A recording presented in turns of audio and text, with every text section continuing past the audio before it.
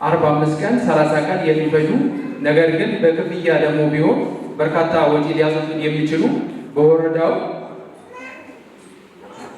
ተመዝግባችሁ እዛ ሄዳችሁ እንድትሰለጥኑ የሚፈልግባቸው ዘርፎች አሉ። በንግድ የተመዘገባችሁ አላችሁ፣ በልብስ ስፌት የተመዘገባችሁ አላችሁ። ያንን ከፍላችሁ በራሳችሁ ወጪ ብትሰለጥኑ በርካታ ወጪ ታወጣላችሁ። ነገር ግን ይሄ በነፃ ነው።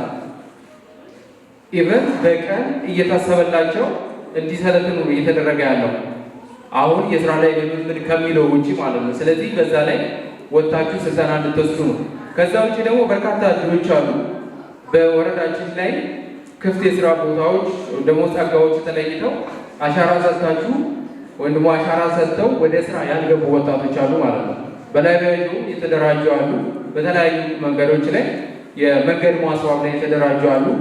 እነሱ ወጣቶች ወደ ስራ እንዲገቡ እዚህም ያላችሁ በዛ ውስጥ ተደራጅታችሁ ያላችሁ ወጣቶች አላችሁ፣ ወደ ስራ ቀድማችሁ እንድትገቡ ነው። ምክንያቱም ኮሪደሩ ያመጣልን በርካታ እድሎች አሉ። እዛ ላይ ተሰማርተው የኛው ወጣት ከሌላ ሳይመጣ እዚህ ያለው ወጣት ተጠቃሚ እንዲሆን እናንተም ከጎናችሁ ሆናችሁ የተመዘገቡትም እዛ ላይ እንዲገቡ እንድታረጉ ነው። ከዛ በተጨማሪ ሌሎችም ደግሞ አሉ። አሁን ላይ በዶሮ የመጣ እድል አለ። ለምሳሌ 5 ሰዎች ይደራጃሉ። እነዛ 5 ሰዎች አሻራ ይሰጣሉ።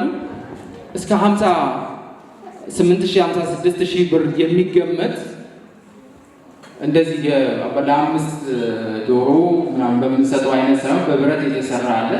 እነሱ በ5 ሰዎች ተደራጅተው አሻራ ሰጥተው ያኛውን እድል ተጠቃሚ እንዲሆኑ እየተደረገ ያለበት ሁኔታ አለና በዛ ላይም እንድትጠቀሙ የሚል ነው መልእክታችን።